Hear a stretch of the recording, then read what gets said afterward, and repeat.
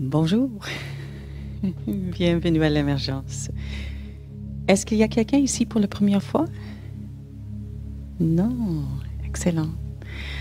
Alors, on sera gâtés aujourd'hui parce qu'on a un invité vraiment de marque. Elle donne des ateliers tellement pratiques.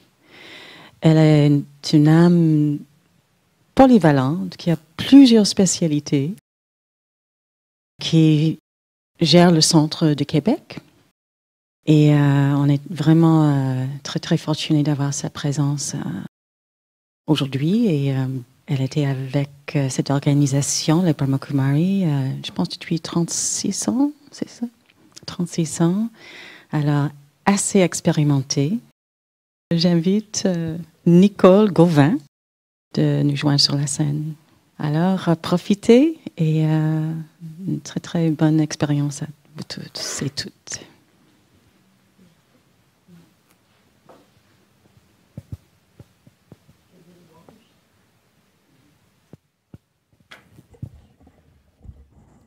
Om Shanti. Alors, bienvenue. Ça me fait plaisir d'être ici. Je vois qu'il y a des visages que j'ai déjà rencontrés. Levez la main, celles qui me rencontrent ou ceux qui me rencontrent pour la première fois. OK. Alors, bienvenue. Cet après-midi, on va explorer en particulier ce qui se passe à l'intérieur de nous. Des fois, il y a des situations qui se présentent parfois très banales et qui viennent nous perturber. Et on va essayer de regarder comment on pourrait être à l'abri de ces perturbations-là. Qu'est-ce qu'on pourrait faire qui va nous permettre de complètement rester stable, pas être en réaction. Alors, on va commencer avec une petite méditation, comme on a l'habitude de faire dans les centres de méditation, juste pour se placer dans la conscience au départ élevée qu'on appelle. Alors, je vous invite à toutes vous installer confortablement. Puis on va commencer par respirer profondément. On se dit intérieurement, j'inspire la paix. Je retiens mon souffle et j'expire toutes les tensions accumulées dans le corps.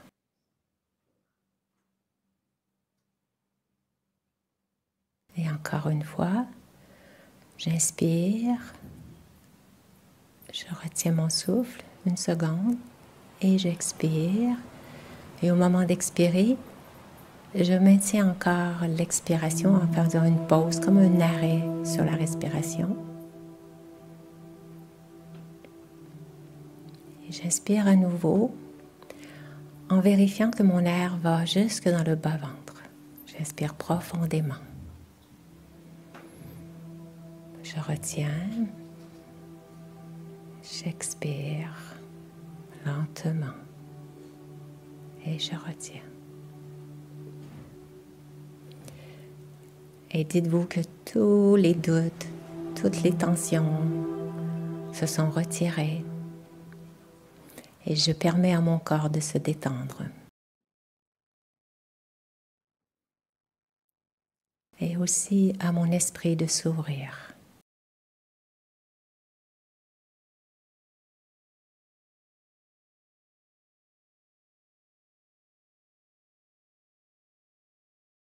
Et maintenant, on va faire une petite visualisation. Pour les visualisations, vous pouvez garder les yeux fermés. C'est plus facile d'entrer dans cette dimension imaginaire. Alors imaginez que vous êtes debout dans un vaste espace de lumière dorée.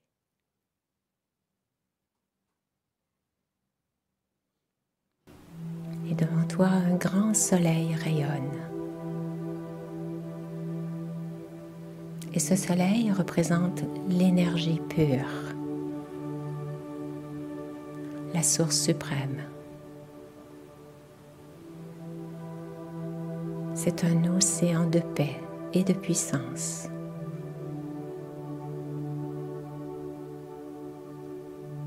Et tu sens sa lumière t'envelopper. C'est une lumière douce, apaisante, réconfortante.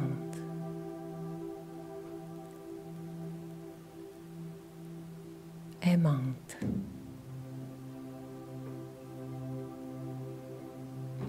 Et dans cette lumière, tu prends conscience de qui tu es réellement. Non pas un corps, ni ce rôle que vous jouez dans ce monde corporel. Vous êtes une énergie vivante, un point de lumière qui est juste placé au centre du front.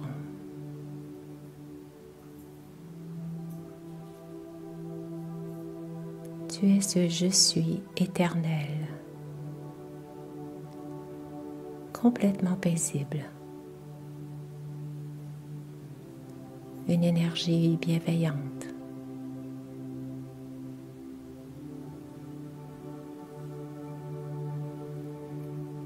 Et maintenant, tu choisis de changer ta position corporelle. Tu redresses légèrement ton corps et tes épaules s'ouvrent vers l'arrière. Tu les places un peu vers l'arrière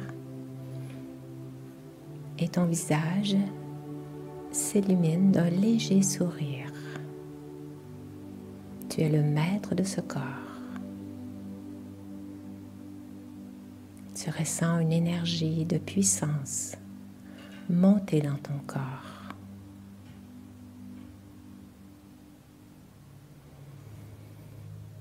C'est une force tranquille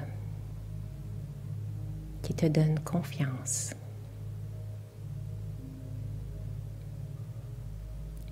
Tu te dis intérieurement, je choisis la force intérieure. Je suis l'énergie de la réussite paisible. Je crois en la lumière que je suis.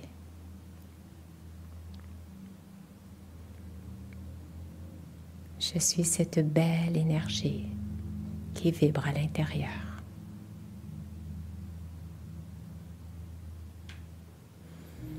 Et ressens cette vibration, cette lumière qui circule dans toutes les cellules de ton corps. Chaque cellule s'imprègne de cette lumière. Et cette lumière est aussi une énergie d'amour pour le soi.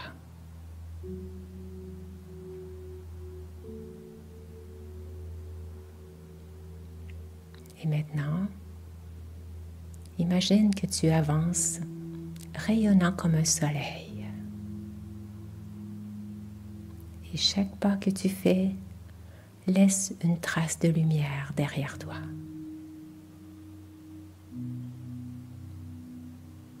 Symbole de tes actions puissantes et bienveillantes. Tu es cette énergie pure, bienfaisante. Tu sèmes la paix et la confiance autour de toi.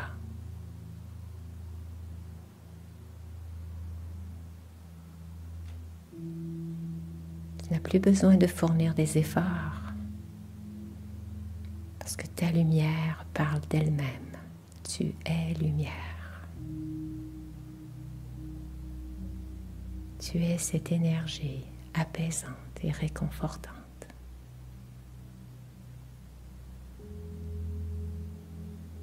Et cette pensée plaît à ton cœur.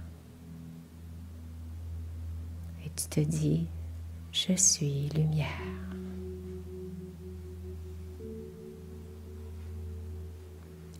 Om Shanti.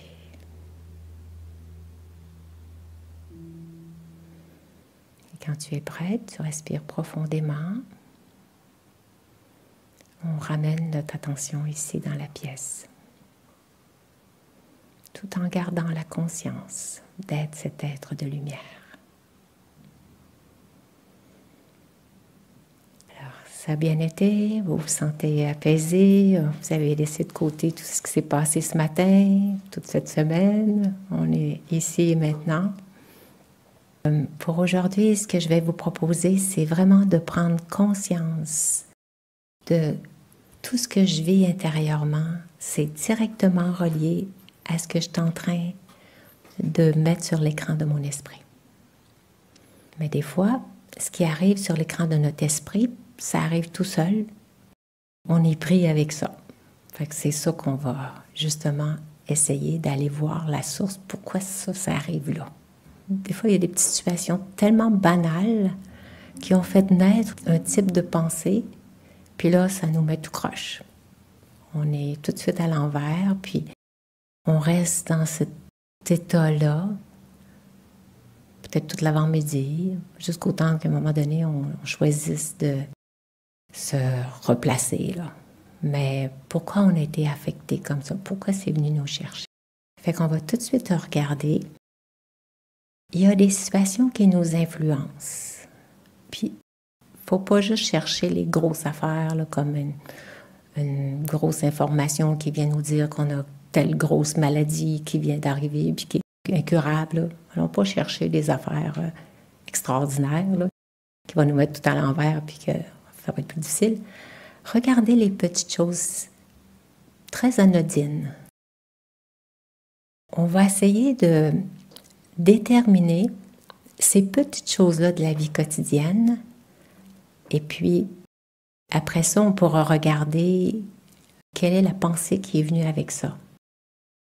Toutes les fois où notre corps est en train de nous dévoiler une réaction, que ce soit la frustration, l'irritation, tout sentiment de l'autre ne me respecte pas, c'est injuste, ou je suis pas prioritaire, tout le genre de pensées qui peuvent émerger, c'est parfait que notre corps nous donne un signal d'alarme.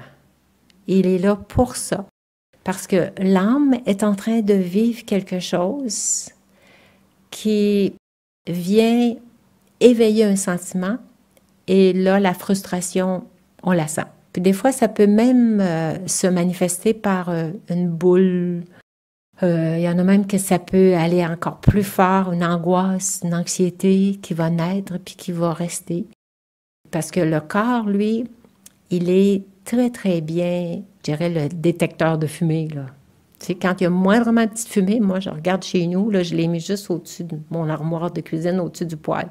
Il était rendu tellement sensible, là, si je faisais pas partir la fan, 5 minutes après, ça se mettait à sonner. Je l'ai mis un petit peu plus loin pour qu'il soit un petit peu moins sensible, mais j'aime bien qu'il se manifeste à un moment donné. Parce que quand ça fait longtemps, ben oui, ça fait 5 minutes que je fais cuire quelque chose, ben il faut que je fasse partir la fan. C'est bien que notre corps nous donne ce signal d'alarme-là. Il faut être à l'écoute du signal d'alarme. Il ne faut pas l'ignorer. Mais une fois qu'il est signalé, le problème, c'est qu'on pense souvent que c'est à cause de la situation qui vient de se passer qui a déclenché ce signal d'alarme. C'est vrai, parce que ma fumée a déclenché ça. Mais lui, il est sensible, il détecte la fumée. Parce qu'il y a quelque chose qui est en rapport avec l'âme. C'est pour ça que mon signal d'alarme a déclenché. Et là, il faut aller à l'étape suivante.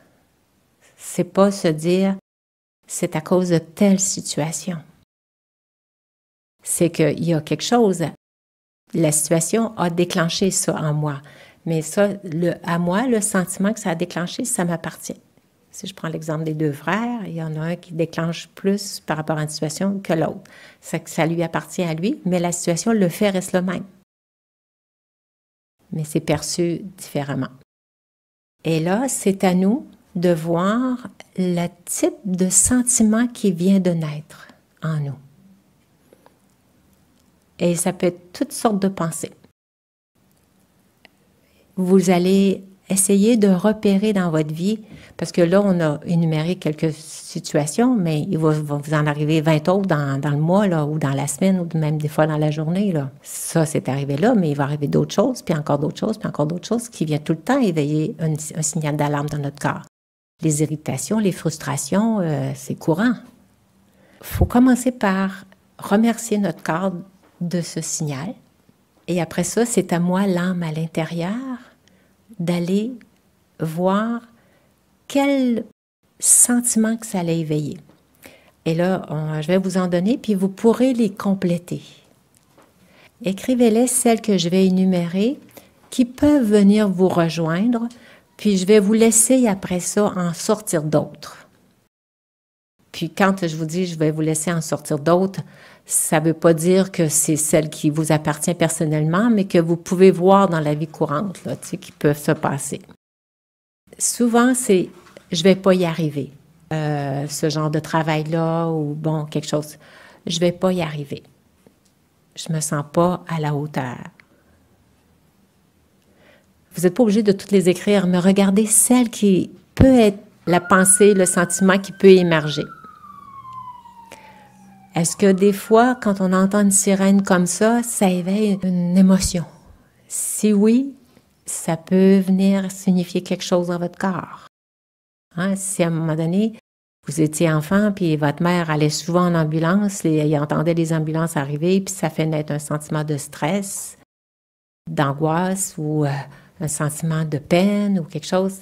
C'est pas pour rien que la signal d'alarme a sonné en notre corps quand on a entendu la sirène de l'extérieur. J'ai une amie, c'était son cas. Sa mère allait très souvent en ambulance quand elle était enfant. À chaque fois qu'on entendait la sirène, ça déclenchait une émotion. Dans la rue quand elle était rendue adulte, puis sa mère n'était plus là. Fait que c'est ça. Chaque situation vient... Il y en a pour qui ça n'a pas dérangé du tout, mais il y en a d'autres, oui. Fait que c'est de voir qu'est-ce qui vient nous chercher et de voir qu'est-ce que ça éveille comme type de pensée. Je ne vais pas y arriver, je ne suis pas à la hauteur, je ne suis pas digne d'être aimée, je suis nulle, je suis moche, je me sens coupable. Souvent, hein, la culpabilité, c'est facile pour bien du monde. Je manque d'estime de moi.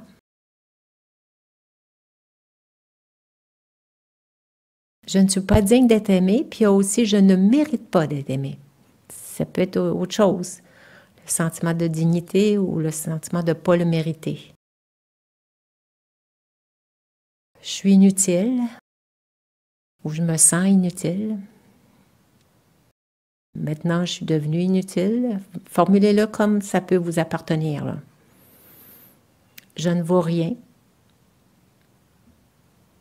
Je n'ai pas de valeur à ses yeux. Je n'ai pas d'importance à ses yeux. Je ne compte pas pour lui ou je ne compte pas pour elle. Mon temps n'a pas d'importance pour toi. Oui, il peut en avoir plein. Hein? Je me sens impuissant. Je me sens pas capable. Je me sens faible. On peut le formuler. Et ça, ce n'est que des minimums, là, mais il peut en avoir 20, 30, 50 autres là, différents. Et c'est à vous, au moment où vous avez un signal d'alarme dans votre corps, c'est de faire une pause, mettre le temps sur pause, pour aller voir c'est quoi le sentiment, comment vous pourriez le formuler.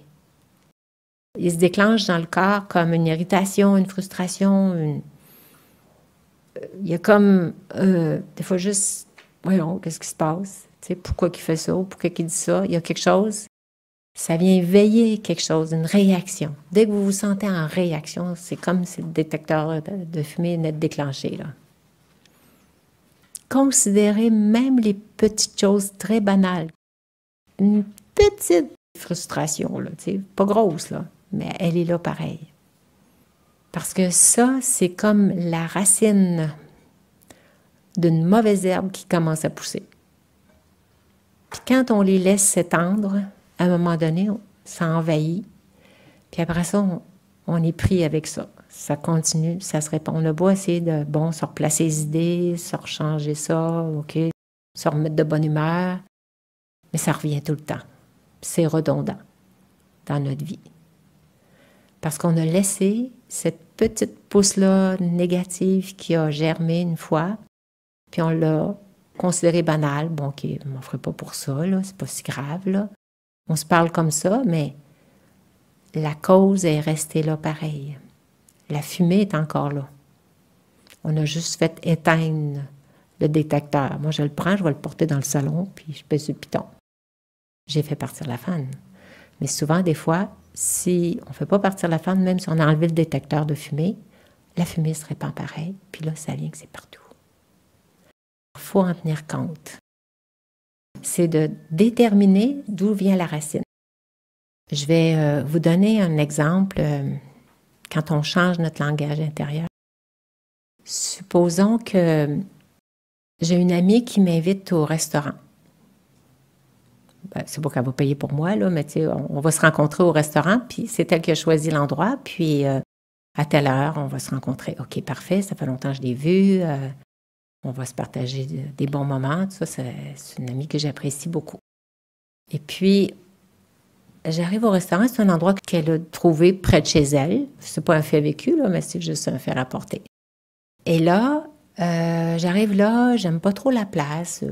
L'ambiance, c'est pas très agréable, c'est bruyant. Il y a beaucoup de monde, puis les tables sont très rapprochées. Comme je suis arrivée un petit peu à l'avance, ben, le serveur vient me voir pour voir si je prendrais un apéro. Je dis non, je prends juste de l'eau. OK, j'ai vu que ça faisait pas trop son affaire. Fait que OK, il repart. Il n'y a pas de sourire, il n'était pas très bon. Voyez-vous, c'est démarré. Mon ami n'arrive pas encore. Puis là, ben, le serveur, il regarde, puis il y a beaucoup de monde. Fait que là, la personne finit par arriver, puis la personne arrive, et puis elle dit bon, je m'excuse, bon, j'ai fait en retard, c'est l'affaire. La défaite que l'autre personne donne, j'y crois pas trop. Puis là, ça fait naître en moi le sentiment que j'ai pas trop d'importance. C'est même pas occupé d'arriver plus tôt, d'arriver à l'heure. C'est pourtant très près de chez elle, elle peut pas donner la défaite du trafic. Souvent à Montréal, on peut sortir ça, là. Mais comme c'était très près. Et là, le scénario est parti dans notre tête. La place me plaît pas, la nourriture est pas si bonne que ça, c'est long le service parce qu'il y a plein de monde, c'est très lent. Voyez-vous, tout de suite, on peut être mal parti. Et là, dès qu'on prend conscience de notre but, si tout de suite on choisit de prendre conscience de comment je me sens à l'intérieur, il y a comme une frustration là, qui est là, qui était déjà présente avant même que la personne arrive parce que je ne mets pas là en place. Alors, dès qu'on prend conscience de quelque chose, que le sentiment a émergé et que ce n'est pas le scénario qu'on voudrait garder, le moyen qu'on peut prendre, c'est comme, OK, là, je suis dans un mauvais film. Je ne suis pas tombée dans le bon film. Il faudrait que je change mon film. Juste le fait de vouloir jouer avec notre esprit comme ça, là, garde, on est mal parti. Je choisis de me replacer pour passer un bon moment avec mon ami. Parce que si je reste frustrée, ça va finir par se sentir. Je ne prendrai pas plaisir à la conversation puis à renouer avec mon ami. Alors à ce moment-là, c'est à moi de prendre conscience de mon état d'âme actuel pour choisir de le changer. Je ne peux pas changer le décor, je ne peux pas changer l'ambiance de la place, je ne peux pas changer le monde qui est trop bruyant, le serveur qui n'est pas souriant, la nourriture qui n'est pas si bonne. Bon, il faut que je passe dans l'acceptation de ce qui est là maintenant. Si je ne me mets pas dans le mode acceptation de ce qui est, que ce n'est pas ça qui est important, de mettre ma priorité où? Ma relation. Où est ma priorité?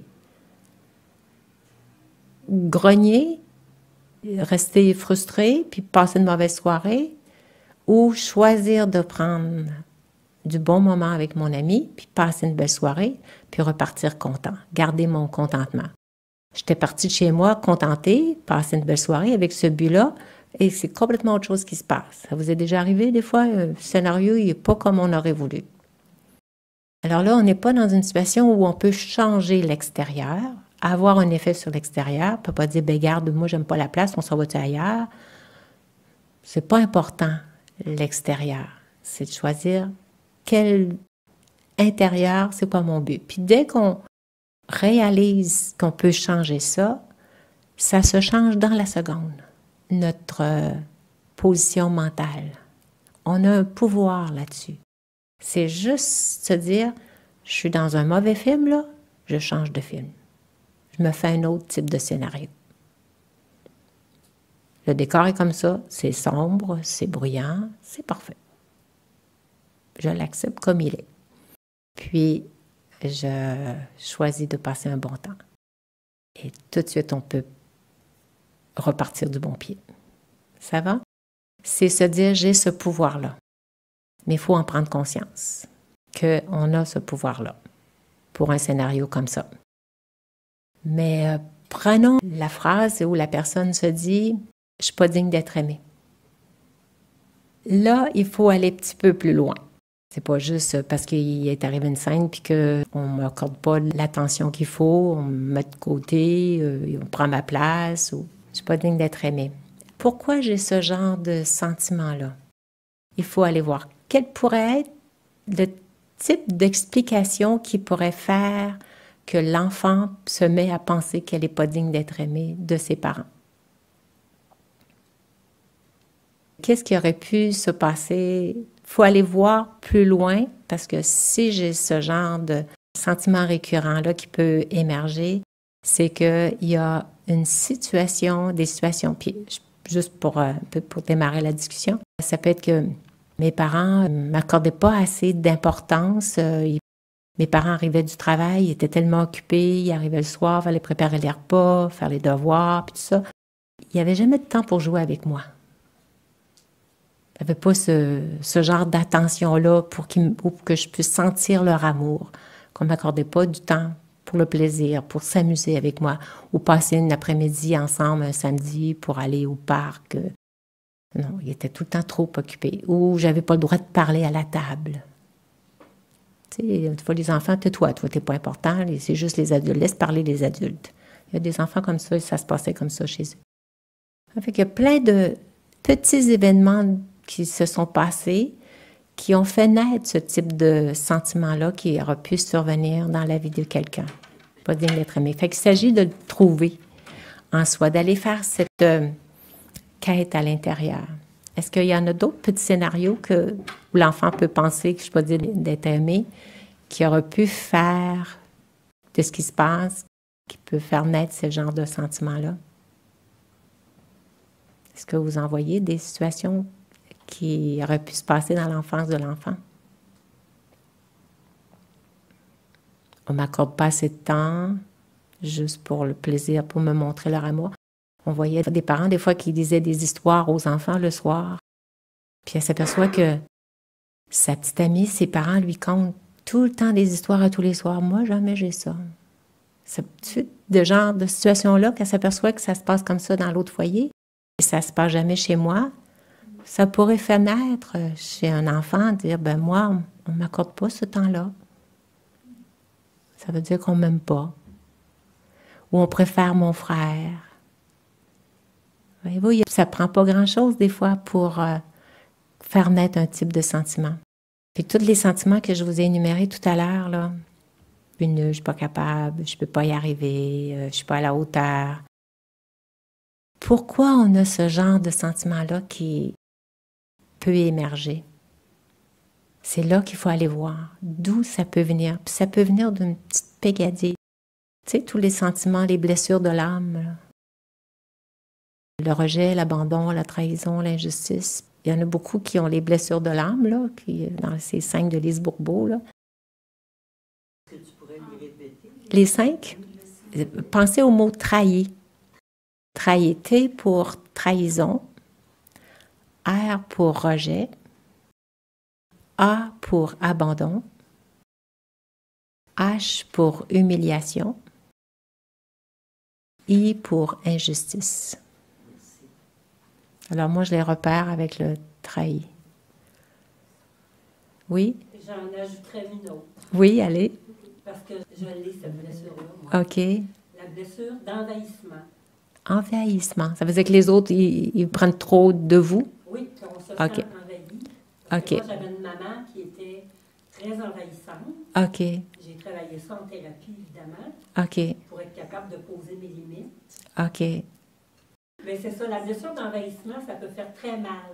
OK. Quand on reste pris avec, comme vous dites, là, quand on reste Ouais. pris, qu'on ne passe Qu'on pas a... à l'action pour libérer ça. Pour prendre notre place. Prendre notre place. Mettre nos limites. Voilà.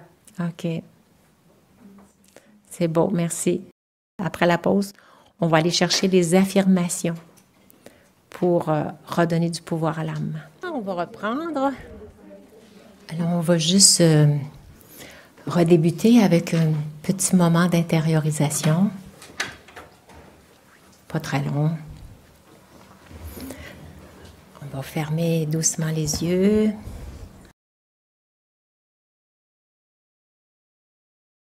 Respire, juste pour un peu détendre ce corps. Je mets mes pensées par rapport à tout ce qui s'est discuté pendant la pause et même avant peut-être aussi, juste pour ramener mon attention à l'intérieur. Se placer dans l'identité de qui je suis, cette âme au centre du front, cette conscience. Tout de suite s'identifier à qui je suis. Je suis une âme paisible.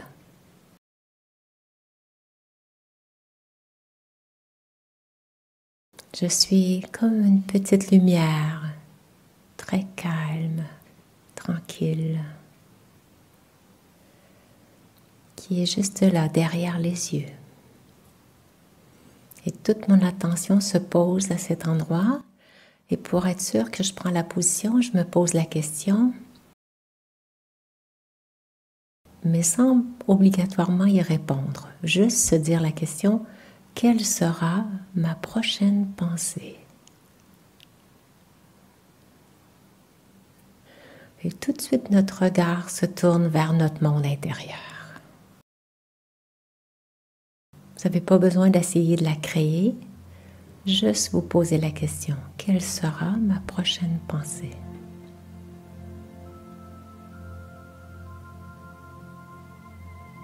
Et observez le silence qui s'installe.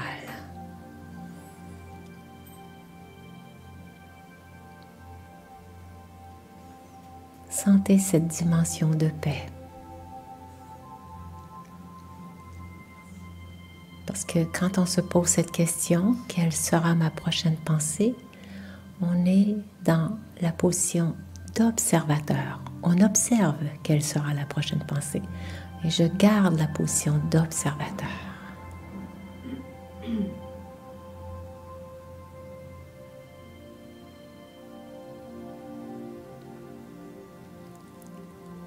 Et de cette position, je constate que mon esprit est très paisible. Je peux goûter à cet espace de paix.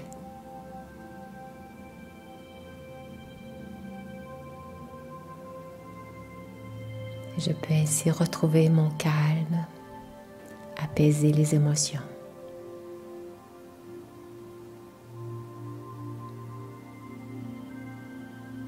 Je réalise que dans cette position d'observateur,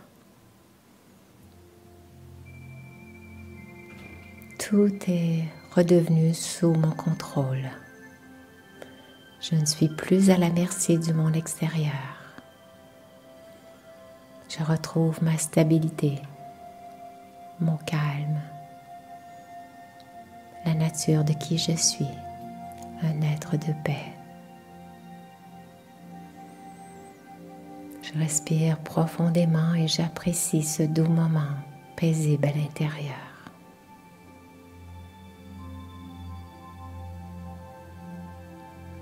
Et juste le fait de se placer en observateur, détaché du monde extérieur, c'est comme plus rien ne peut m'affecter. Je suis en plein contrôle de mes émotions, de mes sentiments, des situations.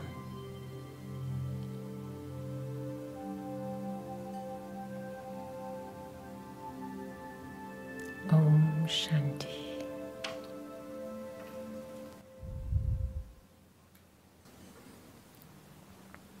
Pour la deuxième partie, ce qu'on va faire, je J'étais contente des gens avec qui j'ai partagé pendant la pause et puis ça m'a fait naître une façon dont on peut voir les situations extérieures qui va nous aider à accepter beaucoup plus facilement la façon dont les gens sont. Quand vous allez voir un film, très souvent, les bons films, c'est ceux qui nous créent des émotions. Hein? Quand ils nous laissent très indifférents, on a dit « Oh, le film était plate ». Fait qu'on a besoin de vivre toutes sortes de sentiments. Mais quand c'est des sentiments qui sont désagréables, qu'on ne veut pas conserver, la façon dont on peut voir le film, c'est « Oh, pauvre lui ou pauvre elle, elle n'a pas le bon rôle, elle a le rôle du méchant. » Il y a le rôle du héros que tout le monde aime. Tout le monde est avec des bons sentiments, comme quand on est avec des personnes qui sont respectueuses, qui sont gentilles, qui sont tout le temps de bonne humeur, qui resplendissent la paix, puis qui sont très avenantes et serviables. C'est facile de garder des bons sentiments. Mais quand on est devant quelqu'un qui joue un mauvais rôle, c'est ça son script. C'est ça qu'il devait jouer comme rôle. On est dans un film, c'est le grand film de la vie. Si on est capable de regarder le film en se disant « Oh mon Dieu, c'est malheureux, c'est lui ou elle qui a eu ce script-là à dire ou à faire de telle façon. Il a le mauvais rôle. » Ça ne veut pas dire qu'on n'aimera pas l'acteur. Il y a des acteurs qui jouent des rôles des fois qui sont les bandits dans le film. Là. Fait que voyez-le d'une façon détachée comme ça. Vous n'êtes pas là pour les changer. Vous n'êtes pas là pour essayer de les contrôler puis qu'ils se comportent autrement. Parce que quand on leur dit ou quand on essaye de les transformer, à la souhaiter qu'ils soient différents, ils sont tout le temps en réaction. Parce qu'on parle au corps à ce moment-là et les gens sont en réaction de leur côté.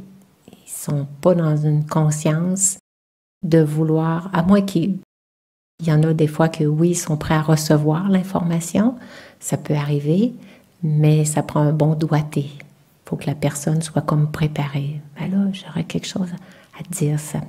Je ne sais pas comment trop te le dire, je ne sais pas comment tu vas le prendre, mais parce que je t'aime beaucoup, tu sais, préparer le terrain, parce que je t'aime beaucoup puis que je te veux vraiment du bien, ben, ça serait peut-être bon que je te dise quelque chose. Est-ce que tu es prête à le recevoir? Juste la préparer comme ça, c'est que, oh, vous allez dire quelque chose d'important, là. Là, ça peut être mieux reçu.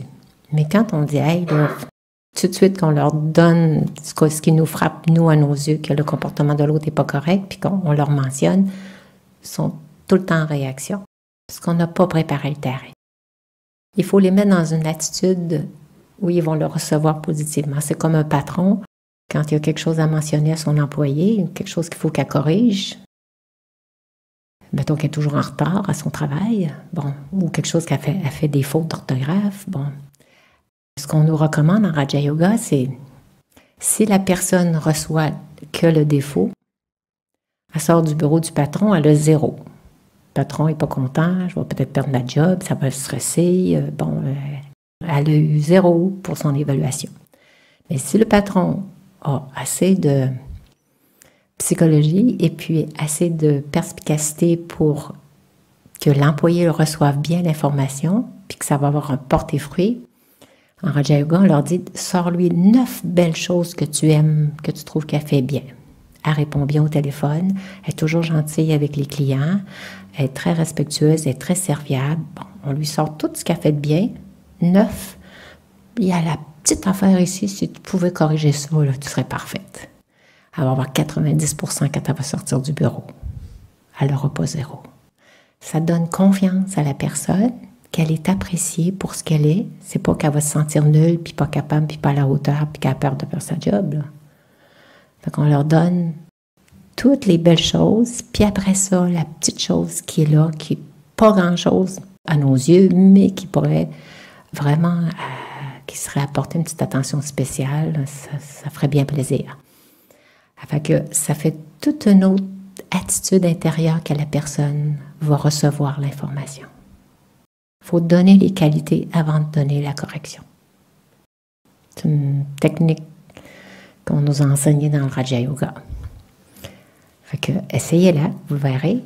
C'est beaucoup mieux reçu parce qu'on a préparé le terrain. C'est comme vous voulez semer quelque chose de bien chez la personne, mais vous ne préparez pas le terrain. C'est comme aller semer sur une terre aride. Il n'y a pas eu d'eau, on n'a pas labouré la terre, on ne l'a pas attendri. Fait que ça ne poussera pas. Et ça ne passe pas la plupart du temps. Et oui, on peut apporter le micro?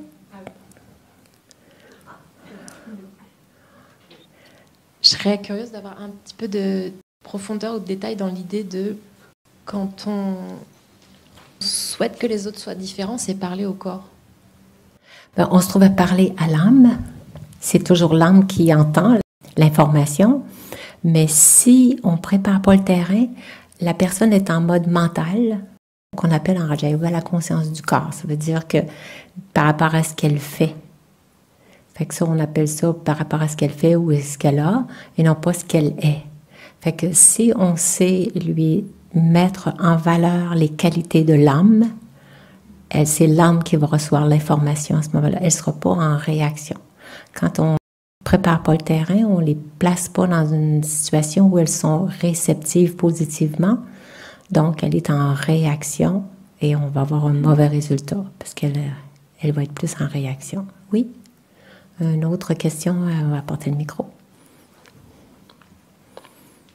C'était pas une question, mais je voulais juste savoir, peut-être avoir un autre exemple concret, parce que je sais pas, j'ai pas bien digéré l'information de ce que vous avez expliqué pour essayer de rendre le terreau plus fertile ou tout ça avant oui. Est-ce qu'on peut donner un exemple concret pour que je comprenne de quoi il s'agit? Je sais pas pourquoi j'ai pas bien compris. OK. J'ai parlé tantôt du patron qui avait quelque chose à signaler à son employé, un défaut, un problème qu'il veut qu'elle corrige. Puis s'il donne juste l'erreur, ben, la personne a l'impression que quand elle va sortir du bureau du patron, qu'il l'a fait venir pour lui donner ce signalement-là, quelque chose qu'il voudrait qu'elle corrige. Mettons qu'elle n'arrive plus en retard au bureau, bon, non, ça. Elle a l'impression qu'elle ne fait pas l'affaire, elle n'est pas à la hauteur. Le patron n'est pas content d'elle. Okay. Alors, à ce moment-là, elle a 0% dans l'appréciation du patron. Je ne sais pas si tu saisis bien. Parce qu'on a signalé que le défaut. Fait qu'en Raja Yoga, le patron, il doit présenter toutes les choses qu'il apprécie chez la personne. Il en sortir 9. Puis là, après ça, il signale la 10e. Fait que ça lui donne 90% d'évaluation et non pas 0. Puis dans l'exemple, on serait comme le patron vis-à-vis... L'autre personne. Parce que si j'ai une amie à qui je veux signaler quelque chose d'important ou j'ai quelqu'un dans la famille qui se comporte d'une façon que j'apprécie pas, ben, pour que la personne soit réceptive, il faut qu'elle sente que je lui veux du bien et non pas que je l'aime pas puis que je veux lui signaler quelque chose puis qu'elle n'est pas correcte puis tout ça. Là, c'est me mettre en position négative parce que je vois que le défaut. Il faut que moi, je me place en position positive. Il faut que je vois les vertus et la petite chose à corriger, elle sera dite après. Il faut que ça soit fait naturellement aussi, là, je veux dire, parce qu'il ne faut pas que ça devienne une situation où à chaque fois que je commence à énumérer des qualités, la personne se dit « Ah, il y a un défaut qui s'en vient », puis la critique s'en vient. Je sais que j'ai quelqu'un une fois qui, justement, il me sortait toutes mes louanges. Oui, c'est ça. Puis là, je me suis dit « Bon, c'est quoi l'affaire que tu vas me dire, là? Laisse faire les louanges, là. » On les voit venir, là, parce qu'il y en a qui appliquent la technique, justement. Je présume que c'est fait, si c'est fait naturellement... On sent que c'est fait avec bienveillance à ce moment-là, parce que la personne nous manifeste des bonnes choses. Puis au moment où c'est dit, il faut que ça soit dit aussi avec sincérité, que ça soit vraiment des choses qu'on reconnaît aussi chez soi. Si on y sort plein d'affaires, qui est très serviable, par rend jamais service, tu sais, là, peut-être qu'elle va dire, là, tu ris de moi, là, c'est quoi, là, tu sais. Fait que, il faut quand même être sincère dans les choses qu'on va sortir. Puis il faut prendre le temps de les trouver, parce que j'ai déjà demandé à quelqu'un, elle avait des choses, puis elle trouvait tous les défauts chez l'autre personne. Mais j'ai dit, peux-tu au moins en trouver une? C'est la mère par rapport au fils. Puis là, le fils ne l'appelle jamais, il n'est jamais content, il est toujours en train de se plaindre, il est très consommatrice, bon, il y a tout le temps plein de choses de reproches, qu'elle n'était jamais là pour lui quand il était enfant, et, bon, sa mère, elle travaillait beaucoup, bon. Et là, j'ai demandé, ça serait bien que tu essaies de y voir au moins une qualité. J'ai dit, réfléchis, essaie d'y en trouver au moins une. Elle a cherché toute la journée, elle n'a pas trouvé. Mais je dis, pourtant, tu sembles accorder beaucoup d'importance à l'opinion de ton fils. J'ai dit, penses-tu que tu l'aimes plus du tout? Juste ça l'a fait réfléchir, puis elle a dit, non, je l'aime encore. Bon, ben, c'est ça qu'il faut que tu ailles chercher, là. Il y a quand même une flamme qui reste encore un petit peu présente, là. Elle n'est pas éteinte complètement, là, tu sais, mais elle est très, très insatisfaite de l'attitude de son fils envers elle. Il n'est que des reproches tout le temps. Mais ça, c'est sa frustration à lui par rapport à tout ce qu'il a vécu aussi, là, tu sais. Fait que... Puis pour conclure, si on voulait faire le lien avec la conscience du corps et la conscience de l'âme, dans cet exemple-là, reprenons le patron, là, qui dit... les 9 qualités. Disons c'est ça, qui énumère 9 qualités, puis qui pointe un défaut. Oui. La conscience du corps se retrouverait dans le défaut parce que... Non, c'est parce que la personne l'a placé dans une attitude positive, recevante, accueillante. Et là, son esprit est... On parle toujours à l'âme de toute façon. Mais quand l'âme est en conscience du corps, c'est qu'elle est en mode réaction. Là, on ne la déclenchera pas en mode réaction. Comme elle ne sera pas en mode réaction, le message elle va être réceptive. Le message va passer et l'âme est satisfaite. Elle dit « Oh, il manque juste 10% pour que mon patron me trouve parfaite. C'est clair, merci.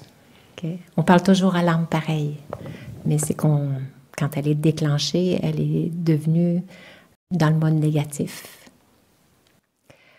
Et aussi, un point important, quand on mentionne que s'il y a une sensation qui nous reste, je ne mérite pas, j'ai pas de valeur, on ne m'accorde pas de respect.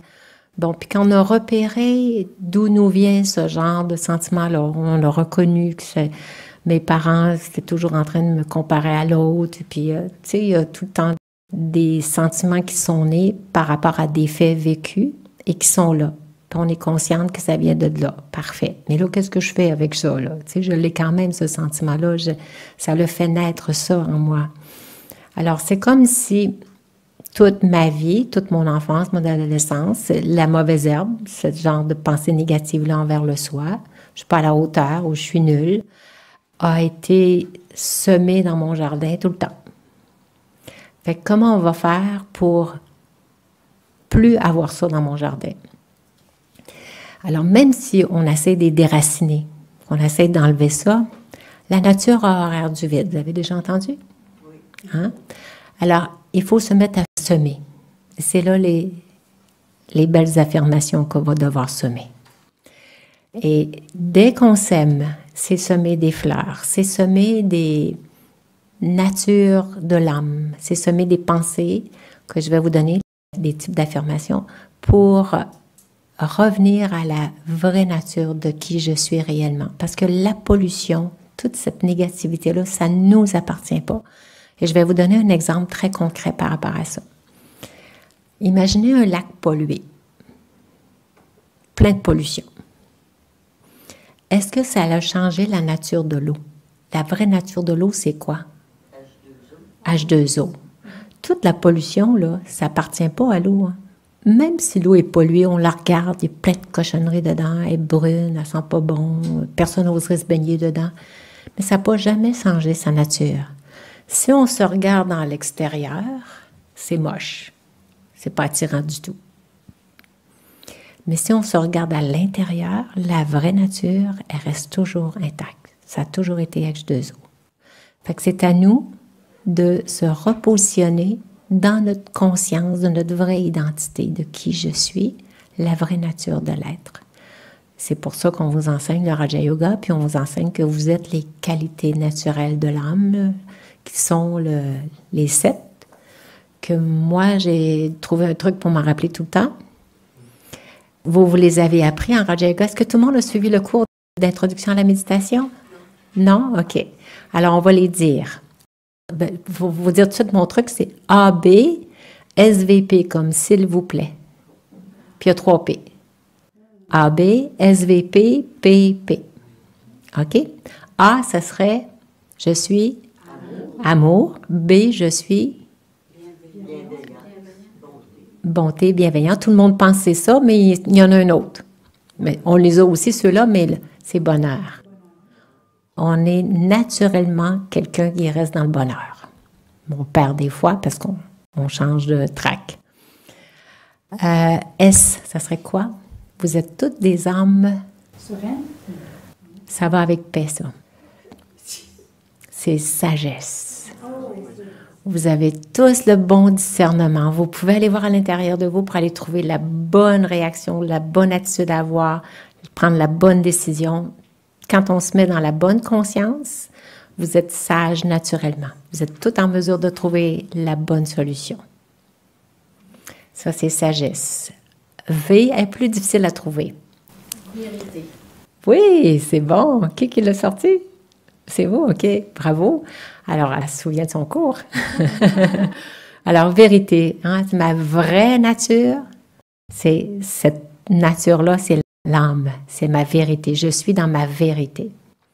Puis il y a 3 P. On a dit déjà un tantôt qui était paix. On a un autre que monsieur a dit, pureté. Et l'autre, c'est? Puissance.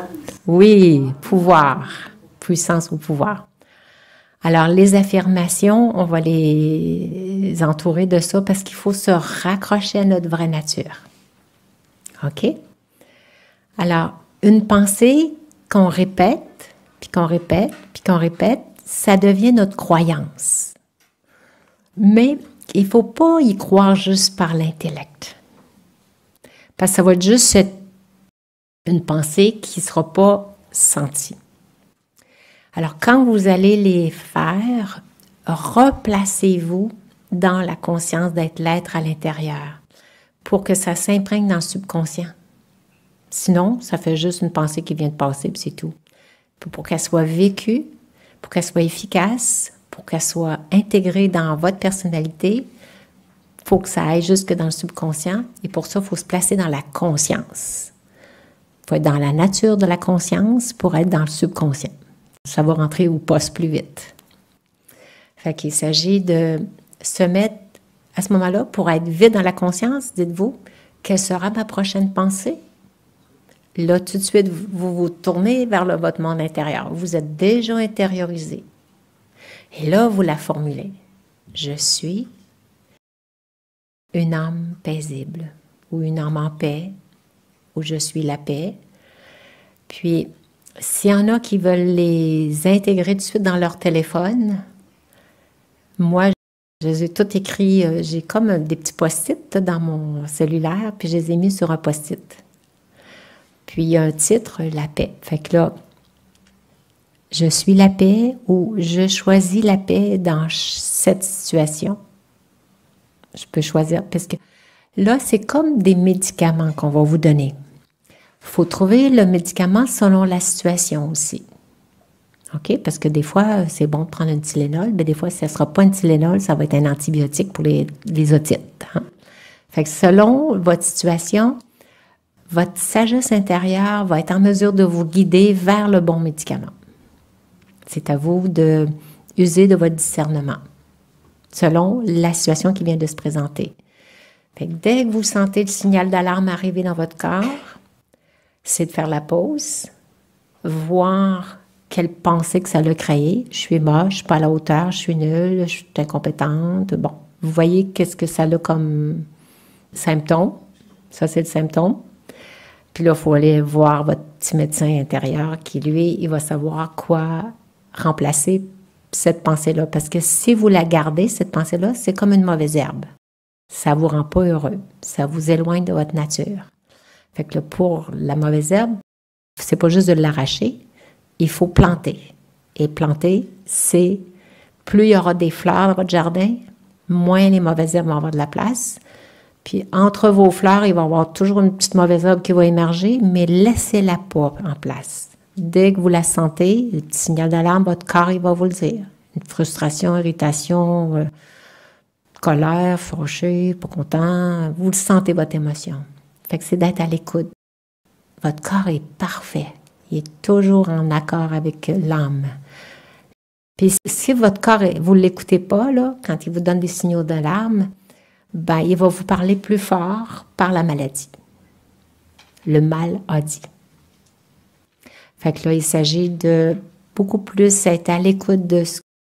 Écoute ton corps. C'est pas pour rien qu'elle les a sortis, hein? Écoute ton corps. C'est vraiment un très bon outil. Il est directement la conséquence qui se manifeste dans le corps selon ce qu'on met sur l'écran de notre esprit.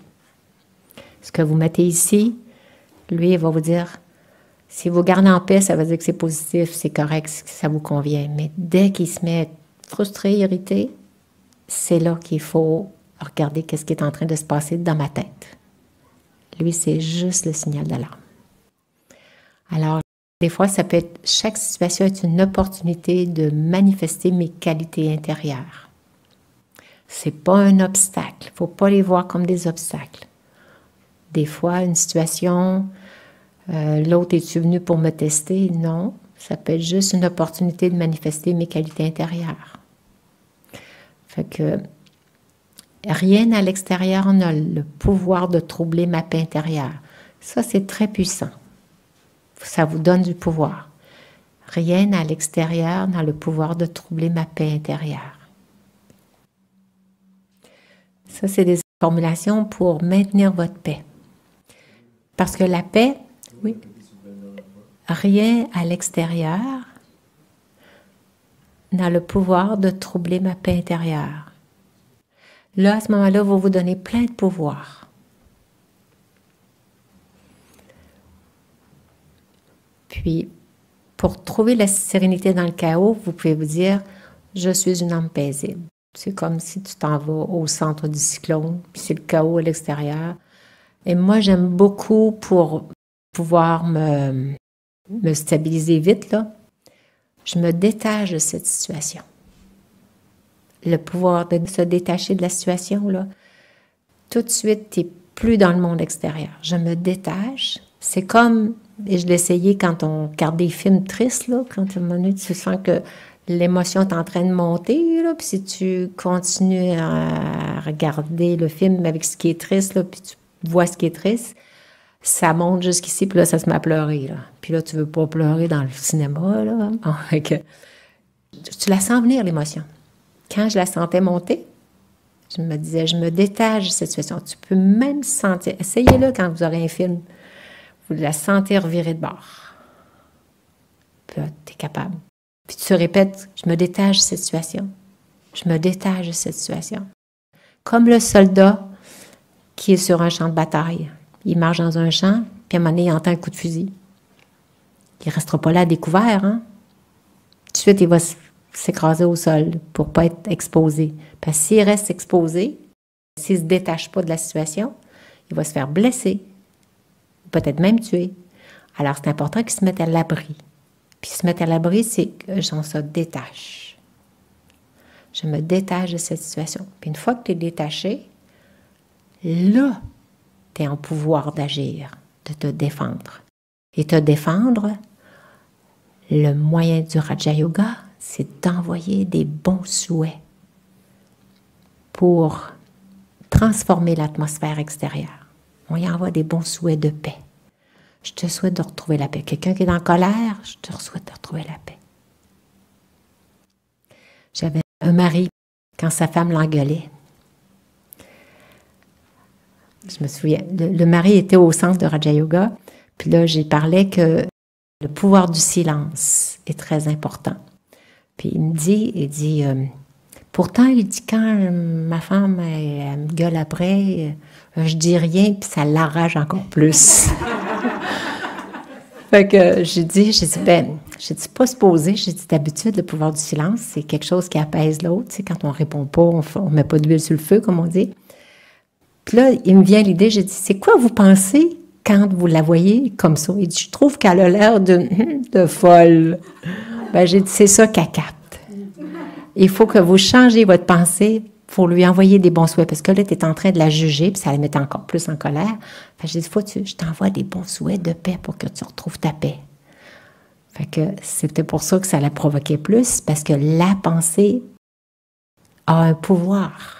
Alors, il faut réaliser l'impact qu'on peut avoir sur l'autre. Fait que vous n'avez pas besoin de le dire fort.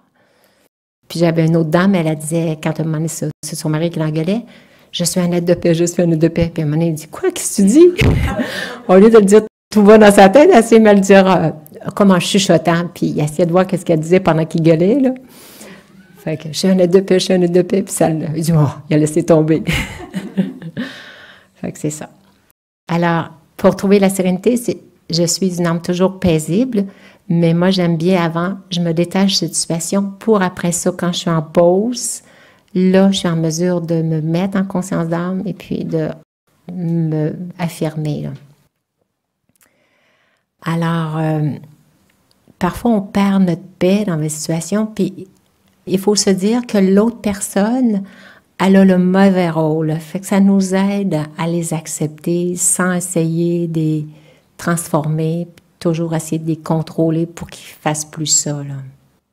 Parce que ça les met que en mode de réaction, puis on n'a jamais des résultats très positifs. Ça se forge encore plus. Fait que, faut juste se dire à l'intérieur, pas chanceux, hein, il y a un mauvais rôle aujourd'hui. Fait que juste se détacher puis de l'accepter comme le héros puis le méchant dans un film. Il joue, c'est ça son script qu'il avait à jouer aujourd'hui. Fait que juste en se disant ça, ça nous aide à passer par-dessus. Il est comme ça. C'est correct. Il a le droit d'être comme il veut. Il a le droit d'être en colère, il a le droit d'être désagréable, il a le droit d'être plaintif, il a le droit de critiquer, il a le droit de me juger. Il a le droit d'être comme il veut être. Ça va? Est-ce que vous pensez qu'il n'a pas le droit? Et lui, il prend le droit. Il se donne le droit de le faire. Pourquoi moi, je ne devrais pas y accorder ce droit-là? Chacun est libre de soi.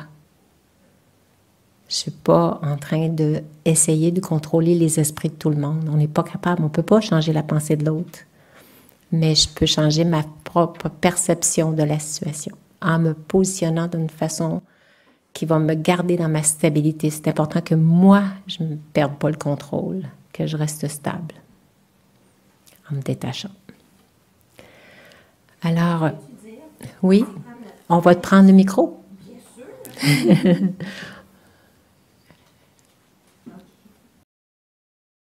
Je voulais dire, c'est comme notre frère ici. Des fois, on veut tellement que l'autre personne soit bien. C'est comme sa maman, il veut tellement qu'elle soit bien. Oui. C'est nous autres, je sais que c'est nous autres le problème. On veut tellement pour l'autre. Pour l'autre, oui. On leur veut du bien, c'est une bonne intention. L'intention est là. Ouais. Mais comme tu viens de dire, la façon pour que l'autre, justement, prenne le bien qu'on veut leur apporter, c'est pas en leur donnant des solutions, mais en leur posant des questions pour qu'eux réalisent. Hein? Est-ce que toi, ça te stresse d'accorder tant de temps à l'autre? Est-ce que tu manques de temps? Est-ce que tu sens que ça t'envahit trop? C'est laisser l'autre le constater par elle-même. Réfléchir. Parce que j'imagine la façon que moi je le fais. On va te donner le micro.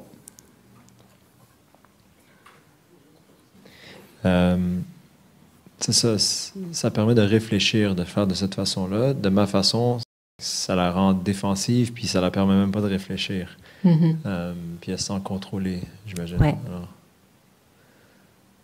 Puis les gens, après ça, à ce moment-là, ils se sentent pas corrects, incompétents, pas capables de dire non, pas capables de prendre leur place, prendre leur responsabilité, de s'affirmer. Ils se sentent pas corrects, ça leur donne pas de pouvoir. Fait que si on leur pose la question, ça les remet à l'intérieur et c'est là qu'ils peuvent trouver la solution pour eux. Et comme je disais, si la personne, elle le fait toujours, même si c'est très envahissant, elle le fait toujours avec bonheur, puis elle est contente de le faire. C'est là son bonheur, c'est tout le temps de rendre service. On est des donneurs, c'est la nature de l'âme d'être des donneurs, d'être bienveillant, puis d'être coopéré, puis tout ça. Mais à partir du moment où elle sent que c'est un petit peu trop envahissant, c'est là qu'il faut qu'elle soit à l'écoute de soi. La même chose pour toi. Si tu sens que c'est un petit peu envahissant, à ce moment-là, c'est de me dire, est-ce que ça me convient encore? Puis sinon, ben, c'est à moi de le dire, bon, ben, ça va me faire plaisir, mais là, pour le moment, j'ai telle chose que je dois terminer, mais après ça, je pourrais t'accorder du temps puis t'écouter. Fait que c'est l'autre se sent reçu quand même, mais c'est pas tout de suite. Puis ils sentent qu'on est disponible pour après, puis on ferme la porte. Parce qu'à un moment donné, quand on vient trop exaspéré, on coupe tout. On cesse de voir la personne, ça ne nous convient pas. Puis après ça, on se sent mal parce que on est des donneurs encore, mais là, l'autre est comme pas contente. J'ai toujours accordé plein de temps, puis là, j'en donne plus. Fait qu'il s'agit de savoir où doser là, pour qu'on reste toujours dans une satisfaction intérieure. Alors, on va poursuivre. Aussi, il y avait... Cette scène est temporaire, je me détache de cette situation. Ça, je vous l'ai donné tantôt, je me détache de cette situation, puis de voir que ça, c'est pas permanent. C'est là, ça arrive aujourd'hui. Cette scène est temporaire. Alors, ça nous permet plus facilement de l'accepter. Ça dure un certain temps. C'est comme l'orage, elle est là, temporaire. Il n'y aura pas l'orage tout le reste de la vie. C'est temporaire. Ça nous permet plus facilement d'accepter la situation qui vient de se présenter. Ou bien je choisis de garder mon calme intérieur. Et une autre, c'est je suis une âme puissante, je ne la laisse pas faire de moi une victime. Si on se sent être une victime, pas capable de contrôler la situation, on est sous le contrôle de l'autre. Alors, les affirmations pour se donner de la force. Je suis une âme puissante. C'est un rappel de notre force. On a ça en nous. Fait qu'il faut reconnaître ce pouvoir-là qu'on a, de s'affirmer. On appelle ça le pouvoir de faire face. On reconnaît qu'on n'est pas des victimes, mais on est des participants actifs. Fait que pour ça, c'est vraiment de sentir qu'on est toujours en contrôle de nos réactions. On n'est pas à la merci de ce qui se passe à l'extérieur. C'est comme si vous aviez donné la télécommande de votre esprit à l'autre, puis c'est elle qui vous influence. Fait qu'il faut garder le contrôle. Et ça, c'est pour la paix. Le deuxième, le B, c'était bonheur. Et Shivani nous a donné une très belle affirmation. Et on l'a travaillé à Québec. Un soir, c'était « Le contentement fait pleinement partie de ma personnalité ». Ça, c'était une affirmation de Shivani. Et si on regarde bien, fait pleinement partie de ma personnalité. C'est votre personnalité, c'est ce que vous êtes. Il y a possibilité de rester constamment contenté. On perd notre contentement juste le temps de réaliser quelque chose qui nous l'a fait perdre, mais pas plus que 2 secondes. Il y en a qui peuvent perdre leur contentement toute la journée, là. Puis d'autres fois, même toute la vie, là. Frustrés tout le temps, là, tu sais, puis en vouloir tout le temps à l'autre. Alors, c'est juste, quand on dit 2 secondes, c'est le temps de réaliser l'émotion que j'ai perdu mon contentement. Il y a quelque chose qui vient de m'irriter, je viens d'être blessée par rapport à ce que l'autre vient de me dire. Sa remarque m'a tellement profondément blessée. À ce moment-là, j'ai perdu mon contentement. Le temps de le réaliser, qu'est-ce qui m'appartient là-dedans? Quelle émotion que ça allait éveiller? L'irritation? OK. Quelle est la phrase que je suis en train de me dire? Je ne suis pas importante pour l'autre. Elle ne m'accorde pas, elle me... Tosse-toi, toi, c'est moi qui prends la place. Bon, ben à ce moment-là, je ne suis pas importante. Les priorités, ce que moi, mes besoins à moi, ça ne compte pas. Alors, voyez-vous, juste là, c'est là qu'on faut aller travailler. Dès qu'on réalise ça, pour que je retrouve mon contentement, il faut que je reformule. Bon, OK, est-ce que, oui, c'est correct que je lui donne la place parce qu'elle a besoin de tout de suite, mais pourquoi moi, je me diminue par rapport à ça? Pourquoi moi, je me sens moins importante que l'autre? Je suis un donneur, je vais lui donner la place. Mais pourquoi je réagis de cette façon-là? Parce que j'ai cette blessure-là. Je me suis souvent pas trouvée importante, je me suis souvent mise de côté. Alors, ça me fait réagir. Alors que je devrais être un donneur, je l'ai donné pareil, la place, mais avec une frustration, une petite pincée dans le cœur. Là, ça fait... Je suis un petit peu... c'est encore moi qui cède. Là. Moi, elle ne respecte pas mon besoin. Je ne suis pas importante. Il faut que je donne ma place. Fait que là, à ce moment-là, c'est à moi d'aller voir ça. J'ai perdu mon contentement par rapport à cette petite situation-là. C'est important que je la travaille. Je l'ai fait pour être aimé. Je l'ai fait pour être aimé, oui. Mais l'intention est bonne. Pour être aimé, c'est correct. Mais la place, c'est que je suis pas importante, moi. C'est la place que je me suis diminuée, là. J'ai senti une frustration. Je l'ai fait pour être aimée, pour être gentille, pour être serviable. C'est correct. C'est positif. On le fait. Mais si je le fais pour aller chercher de l'amour, comme l'enfant qui essaye de tout le temps faire plaisir, rendre service à son père, puis va chercher ci, va chercher mes pantoufles, va chercher mes cigarettes, va chercher ça, va à l'épicerie, pour tout le temps faire ça, puis qu'on ne sent jamais le vrai amour, c'est juste être la servante de l'autre, ben c'est toujours être en train de quêter. Fait que c'est pas pour rien là, que ce sentiment-là, on se met à agir, à rendre service pour attirer l'amour. Fait que c'est moi-même à l'intérieur de moi qui n'est pas positionné pour dire « je suis digne d'être aimé ». Puis d'aller voir, je sens vraiment le calme dans la salle. Il faut se positionner « je suis digne d'être aimé ». Si tout de suite on se donne cette affirmation-là, puis on se sent digne d'être aimé, on peut continuer de servir, mais pas penser qu'il m'aime parce que je lui rends service. Je suis digne d'être aimé.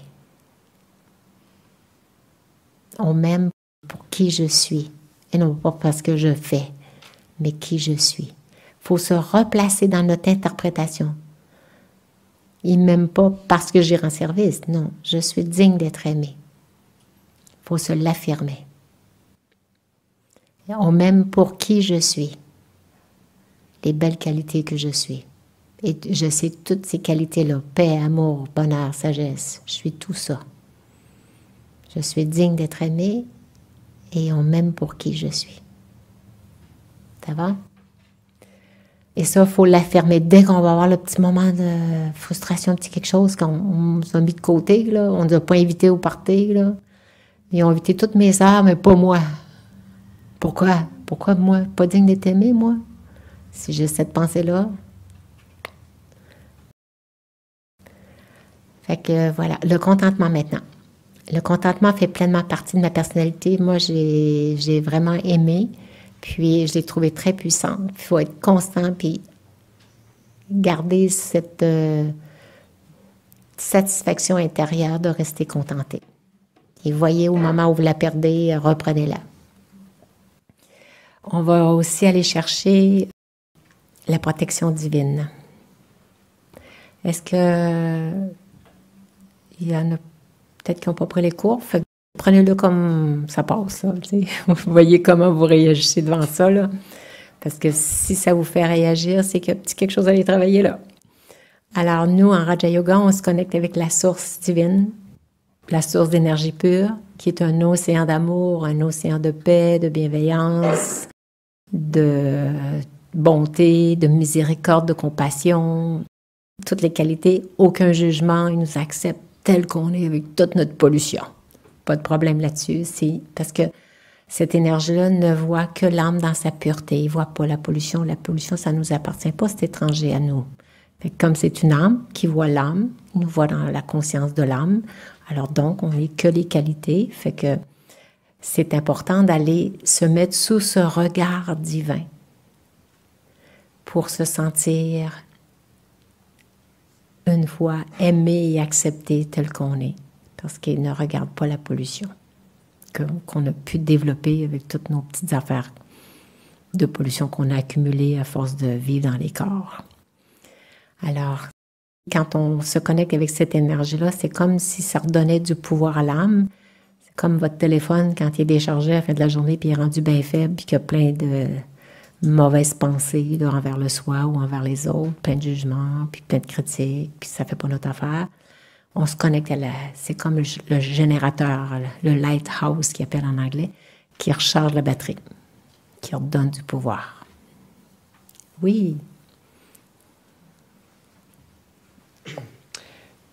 Ce que je voulais vous poser comme question, c'est OK. En fait, ces affirmations-là, j'ai peut-être manqué un bout, là, mais il faut se les répéter. Je présume qu'il ne faut pas se les répéter artificiellement quand la situation se présente, puis qu'elle prend le dessus, puis que tout d'un coup, on sent que on est sur le point de perdre le contrôle, par exemple. Ouais. On sait de quoi on parle, là, perdre le contrôle, c'est-à-dire que la première pensée négative arrive, puis là, il y a comme un tourbillon qui s'ensuit. OK. Ouais. Mais je présume que c'est pas à ce moment-là seulement qu'il faut les... On peut les faire à n'importe quand, pendant nos méditations, le matin, c'est ça? Parfait. Oui, merci pour la question. C'est bien parce que j'avais oublié de le mentionner dans ce sens-là.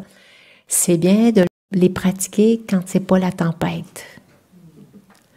Parce que arriver à créer l'habitude, le sanskar qu'on appelle en Raja Yoga, pour créer cette habitude-là. C'est pour ça qu'on vous demande de commencer à pratiquer la méditation Raja Yoga, parce qu'on va vous donner toutes ces identités-là de je suis une âme paisible, une être de paix, une être d'amour, tout ça. Se mettre en conscience. Et quand on est dans cette position de conscience, puis tout est calme à l'intérieur puis à l'extérieur, vous êtes dans votre petite salle le matin, vous vous donnez des affirmations positives à qui vous identifiez. Et là, vous devenez comme habile à les créer. Puis ça va émerger au moment de la tempête. C'est comme si vous appreniez à conduire un petit dériveur. Vous savez, le petit voile avec le petit gouvernail en arrière, là, puis il y a juste une voile. Si vous ne savez pas encore conduire votre dériveur, puis que vous embarquez dans le bateau, puis c'est une tempête, le vent va pogner dans votre voile, puis vous allez tout de suite chavirer. Complètement à l'eau. Vous allez manquer votre coup. Il faut commencer à se pratiquer quand c'est un petit vent très, très calme. Vraiment très paisible. Même quand il n'y a pas de vent. On vous montre à comment monter la voile, comment juste embarquer dans le bateau, puis commencer à diriger. Quand je me le mets dans ce sens-là, ça s'en va par là. Quand je le mets par là, ça s'en va là. Fait que ça, c'est apprendre à diriger son petit bateau. Ça, c'est quand tout est calme, vous méditez le matin, vous faites vos affirmations. C'est là où vous apprenez à contrôler votre esprit par le pouvoir de l'âme qui est capable de savoir quelle direction elle veut donner à son esprit. Puis une fois qu'on est devenu assez spontanément habile, quand il y aura la première petite frustration, la petite affaire banale là, qui arrive, c'est là où il faut commencer à se pratiquer. Tout de suite, penser à mettre la pause. Regardez quel sentiment ça le fait venir, quel type de pensée qui a émergé, la pensée négative. Bon, je suis encore nulle, j'y arriverai pas. C'est ça, j'y arriverai pas. Puis c'est souvent ça, j'y arriverai pas. Tu n'es pas capable de trouver telle solution à l'ordinateur ou tu essaies de régler quelque chose, ça marche pas. Tu essaies de fixer quelque chose dans ta maison, ça marche pas, j'y arriverai pas. Bon, ben il y a plein de petites affaires qui font naître des types de pensées. Puis c'est là où il faut trouver l'affirmation. Se mettre dans la conscience de l'être à l'intérieur, quelle sera ma prochaine pensée? Fait que là, tu as vu ta pensée qui est arrivée, tu te places en conscience et tu essaies de trouver le bon médicament qui va solutionner ça. On va dire, moi, comme si, mettons, tu essaies de fixer quelque chose, avec détermination, le succès est garanti. Fait que là, tu continues, t'essayes. Ben non, avec de l'aide, je vais réussir à régler cette situation-là. Là, tu peux aller chercher de la collaboration. C'est pas ta compétence, c'est pas quelque chose que changer un lavabo, un robinet, bon, ben peut-être que tu vas avoir besoin d'aide, là, tu sais. Bon, ben c'est ça. C'est pas de rester frustré devant la situation, mais il faut changer le mauvais sentiment par l'affirmation que vous avez trouvée pour vous débarrasser de ce mauvais sentiment-là. Puis pas encore, hein, encore ça m'arrive, puis si tu restes avec ce genre d'émotion-là, tu vas mal filer toute la journée. Fait qu'il faut toujours viser de garder son contentement, garder sa paix intérieure. Dès que tu la perds, trouve la solution pour la retrouver tout de suite. Pas plus que 5 minutes. Donnez-vous pas plus que 5 minutes pour la retrouver.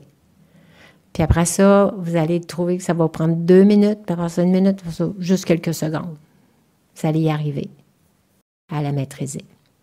Puis quand arrivera la vraie tempête, la grosse, très bouleversante, vous allez juste décider de vous rester à l'abri. On se retire de la situation. Quand il y a une grosse tempête, là, tu dis non, ça ne donne rien d'essayer de m'entendre avec la personne. Là, elle est complètement hors contrôle, là, la personne. Ben, OK, on se reparlera quand ça sera plus calme. Tu te retires. On ne sort pas quand c'est la tempête. Sinon, on chavire toutes les deux. OK? Oui? Mais est-ce que ça s'applique dans toutes les situations? Peu importe si c'est avec une personne ou si c'est un événement de santé ou de n'importe quoi? Ben, oui, je dirais que oui, ça peut s'appliquer dans toutes les situations parce que notre vraie nature, c'est de rester dans le contentement et dans la paix. Et des fois, on peut trouver que la tempête est grosse. Là. Tu sais, si, mettons, on m'annonce que j'ai un cancer, ça peut être très paniquant. C'est l'exemple que je pensais. Bon, fait que ça peut être très paniquant. Fait que si quelqu'un est en mesure de se... Je peux vous donner un exemple assez rapide. Si j'ai appris le Raja Yoga et puis qu'on m'a dit que j'étais une âme, ben, je suis éternelle. J'ai ce corps. Si ce corps-là, je vais faire ce qu'il faut pour aller le faire guérir, le faire réparer. Le véhicule, il est brisé. Il y a quelque chose qui ne marche pas dedans. Il y a quelque chose qui dérape. Bon, ben, je vais aller voir les médecins. Bon, tout ça, je vais faire ce qu'il faut. Mais pourquoi je me mettrais à paniquer puis je perdrais mon bonheur puis ma paix? Parce que mon véhicule, il fonctionne pas bien, là. Bon, ben, je vais essayer de le réparer. Puis s'il n'est pas réparable, ben, on va changer d'auto. Je suis éternelle, moi. Je ne suis pas le corps. Fait que quand on apprend qu'on n'est pas le corps, on n'a plus besoin de paniquer devant la situation. Et quand l'âme n'est plus stressée, elle est beaucoup plus en mesure que le corps collabore. Parce que lui, cette maladie-là, c'est un signal d'alarme du corps de ce qui se passe ici. Fait que les tempêtes sont jamais hors de notre portée. On est toujours en mesure de passer à travers les situations, mais il s'agit de trouver la racine pour ne pas la laisser envahir. Puis si on le laissait trop prendre la place, à un moment donné, on perd le contrôle de toutes ces mauvaises herbes-là. Puis après ça, c'est plus... Il faut changer le terrain complètement. Merci. Alors, on peut terminer avec une petite méditation parce que là, je vois qu'il est déjà 4h20. Fait que, il y en avait un bien-être physique, justement. Je vais vous donner. Mon corps est sur la voie d'une guérison complète. Si à un moment donné, votre corps vous manifeste une maladie, enlignez-le pour qu'il lui vous a donné un signal d'alarme, là. Puis, il ne faut pas stresser avec. Fait que vous pouvez lui donner ça. Mon corps est sur la voie d'une guérison complète ou mon corps est plus fort encore, mais souvent, des fois, l'intellect va bloquer. Mon corps est toujours en bonne santé, mais tu dis, ben non, il est malade, là, je le vois bien. Le médecin m'a diagnostiqué telle affaire. Bon, ben à ce moment-là, mettez la marge un petit peu moins haute. Mon corps est sur la voie d'une guérison complète. Fait que là, tu l'enlignes vers une autre direction. Comme moi, je suis allée voir l'ostéopathe cette semaine. J'avais mal dans une jambe depuis le mois de juillet. Puis, maintenant, je me suis dit, mon corps est parfaitement aligné. Parce qu'il coince quelque part, il y a un nerf, puis ça déclenche une douleur. Fait que mon corps est parfaitement aligné. Je vais voir qu'est-ce que ça va donner. Parce qu'il y a des moments où je voyais que ça s'améliorait, puis après ça, je retombais. Puis là, à un moment donné, fait que les autres, ils disaient, ah bon, juste avec des petits commentaires des autres, parce que je voyais, moi, ça s'améliorait, mais les autres, ils me voyaient encore un petit peu que je pouvais boiter après avoir été assise pendant 1 heure. Vous allez peut-être le voir tout à l'heure. Fait que ça fait longtemps que je suis assise. Mais après ça, ça se replace tout de suite. Mais moi, maintenant, je suis capable de monter les escaliers. Mais avant ça, je démontais marche par marche. Fait que là, ben, je voyais que ça s'améliore. Je suis capable de monter les escaliers en changeant. Mais moi, je le constate, mais les autres ne le voyaient pas quand je me levais. Fait que là, ça m'a comme remis dans l'idée que non, c'est pas encore réglé. Puis, il est retombé plus faible. Mais c'est juste une question de comment on pense. Fait que là, je l'ai réaligné. Là, mon corps est parfaitement aligné. Parce que l'ostéopathe m'a placé quelque chose, là. Il m'a dit, OK, il est correct. Fait que le pouvoir de la pensée, il faut y croire. Puis souvent aussi, notre milieu de vie, des fois, on peut avoir des gens autour de nous qu'on n'a pas le choix de cohabiter. Ça peut faire partie de notre famille. Fait qu'il faut comme considérer que ma maison est un sanctuaire de paix, d'amour et d'harmonie pour créer cette atmosphère-là autour de vous. Ma maison est un sanctuaire de paix, d'amour et d'harmonie. Fait qu'il faut les intégrer, toutes ces pensées-là, dans la vie quotidienne, en pratiquant le matin nos affirmations et appliquez-les selon votre besoin. Hein, c'est comme le bon médicament pour le bon symptôme. Alors, commencez avec 5 minutes, 10 minutes, le temps que vous pouvez vous accorder au service du soi pour apprendre à diriger votre esprit.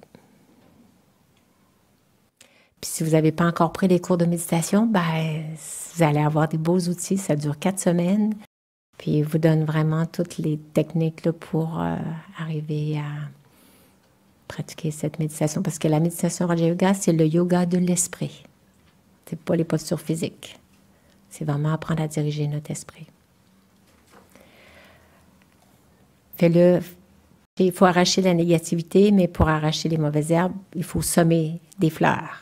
Alors, les fleurs sont vos qualités divines pour faire de la place pour plein de fleurs. Puis plus vous en semez tous les jours, à un moment donné, il n'y aura plus de place pour les pensées négatives.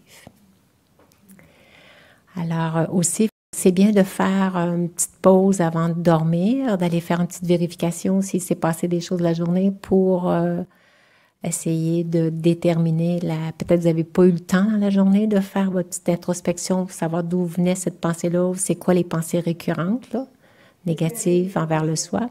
Comment? Déterrer les mauvaises herbes. Déterrer les mauvaises herbes, les arracher, mais il faut semer en retour. Alors, oui, OK, une petite question avant de terminer. Par rapport à ressentir les qualités, on dirait des fois que j'ai besoin de me connecter à une situation concrète dans laquelle j'ai ressenti la qualité. Bon, sinon, idée. Ça peut rester un peu flou pour moi.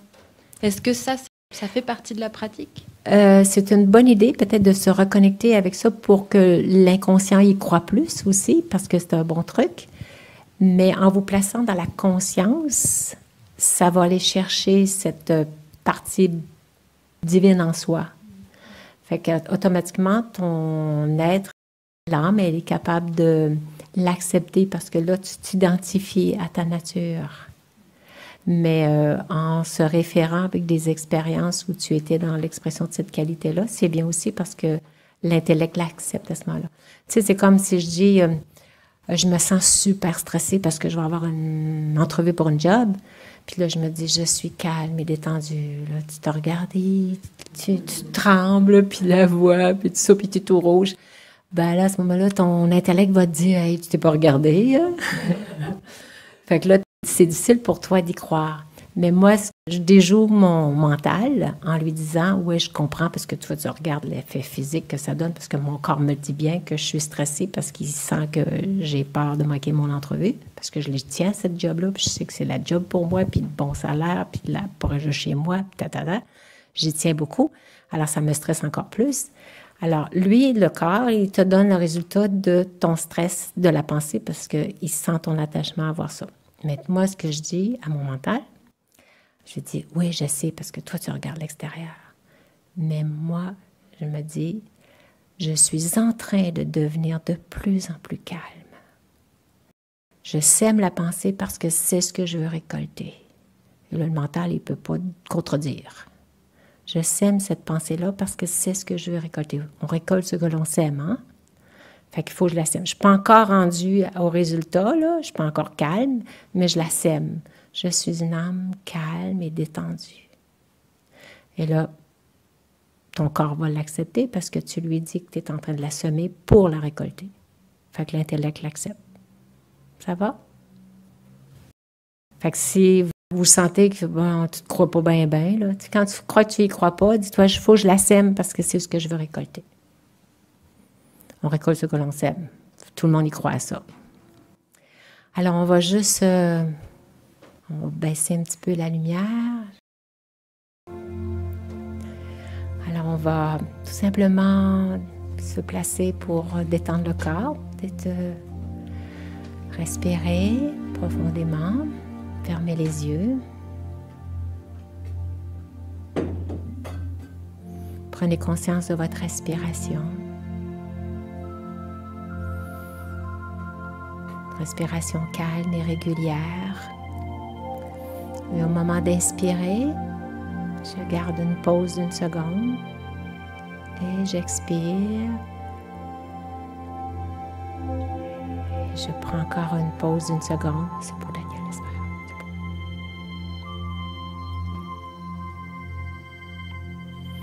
Je prends une autre respiration. Je vérifie s'il y a des tensions et je me détends complètement.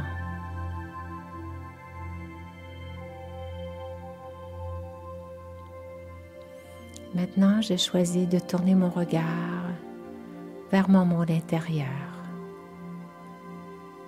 Je porte mon attention au centre du front, juste derrière les yeux, à l'endroit d'où émergent mes pensées.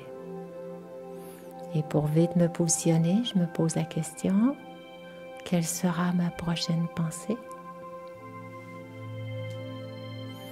Et je choisis de la créer en me disant, je suis une âme paisible.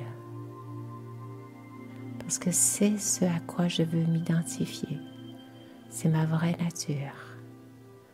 Je suis une âme paisible. Je suis comme une lumière, une petite lumière douce et tranquille, silencieuse. Et vérifiez si vous pouvez ressentir cet espace de calme à l'intérieur.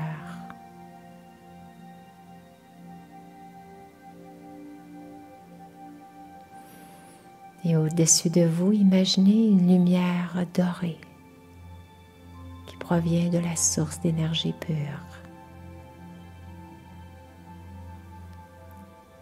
C'est une source éternelle de paix et d'amour, avec des intentions toujours bienveillantes. Et de cette lumière descendent des rayons de douceur qui enveloppent complètement tout votre être. Vous vous sentez réconforté, en confiance, accepté tel que vous êtes, inconditionnellement. Et cette pensée vous apaise. Toutes les émotions sont en équilibre, bien calmes à l'intérieur. Vous vous sentez en mesure d'affronter toutes les situations qui peuvent se présenter, les défis de la vie. Vous sentez le pouvoir naître en vous. Je suis en mesure de me détacher des situations extérieures dès que je le veux, dès que j'en prends conscience, que mon corps m'a donné un signal d'alarme. Je me retire à l'intérieur, je me détache de la situation et je retrouve mon pouvoir, mon équilibre, ma paix.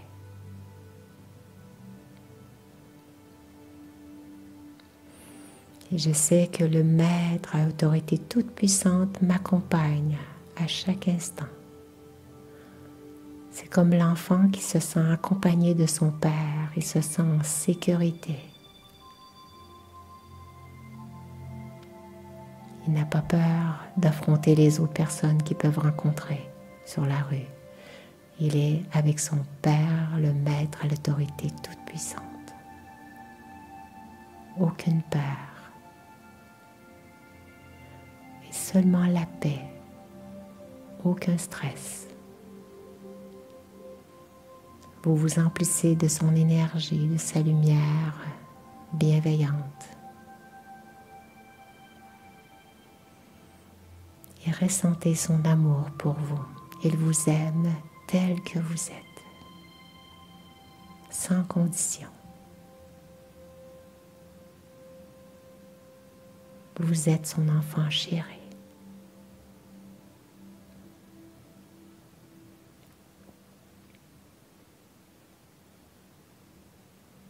Vous vous sentez empli de paix et de pouvoir.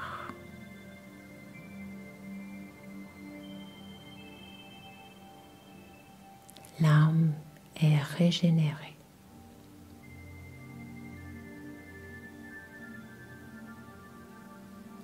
Et gardez ce sentiment que vous êtes des âmes puissantes, capables de restabiliser votre esprit au moment où vous en avez besoin.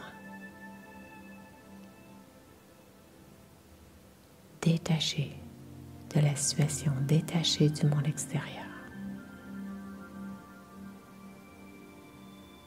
Je suis un être de paix.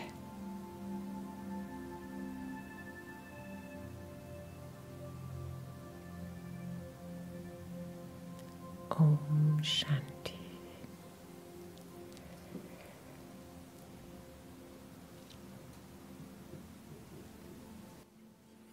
Alors j'espère que cette rencontre d'aujourd'hui va vous apporter du pouvoir, du bénéfice. Et je vous souhaite de rester dans le contentement. C'est votre nature.